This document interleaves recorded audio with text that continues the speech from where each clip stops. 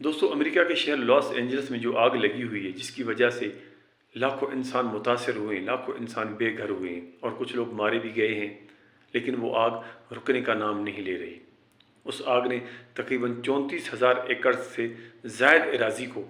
اپنی لپیٹ میں لیا ہوا ہے، اور آگ بڑھتی جا رہی، کم نہیں ہو رہی۔ پہلے 2 مقام پر لگی ہوئی تھی، ابھی 5 مقام پر وہ پھیل چکی ہے۔ امریکہ کے ساتھ اس کی کینیڈا، اس کا جو پڑوسی ہے، وہ بھی اس کی مدد کر رہا ہے، لیکن آگ بجھنے کا نام نہیں لے رہی۔ جب ہم دیکھتے ہیں کہ لوگ کتنے لاکھوں انسان متاثر ہوئے اور بے گھر ہوئے، کیونکہ ہم مسلمان ہیں، انسانیت کے ناطے ہمارے دل میں رحم آتا ہے، ہمارے دل میں ایک احساس پیدا ہوتا ہے۔ لیکن دوسری طرف ہم جب دیکھتے ہیں کہ اسی امریکہ نے اسرائیل کی مدد سے کس طرح فلسطینی مسلمانوں کے اوپر بم برسائے،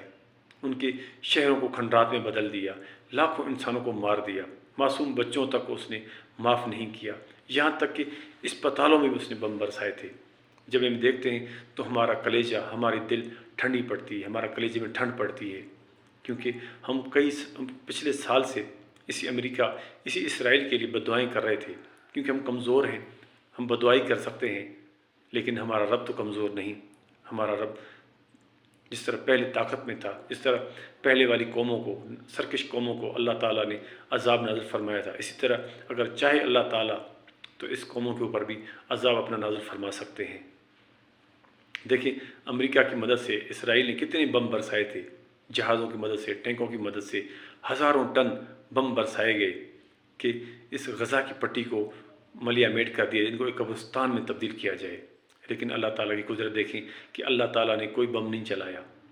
کوئی راکٹ نہیں چلے، کوئی جہاز نہیں آئے، کوئی ہزاروں ٹن اوپر بارود نہیں گرے، لیکن اللہ تعالیٰ نے صرف ایک آگ کی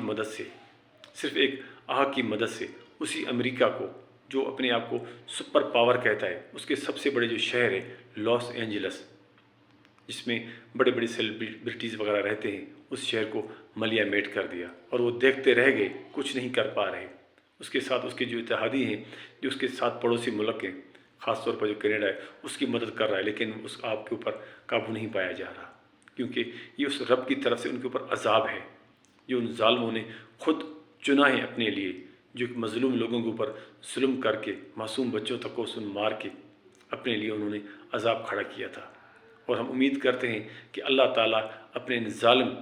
اس کے جو ظالم ہیں، جو اس کی معصوم لوگوں کے اوپر جو ظلم کرتے ہیں، بے شک اللہ تعالیٰ ان سے اپنا انتقام خود ہی لیں گے۔ السلام علیکم ورحمۃ اللہ۔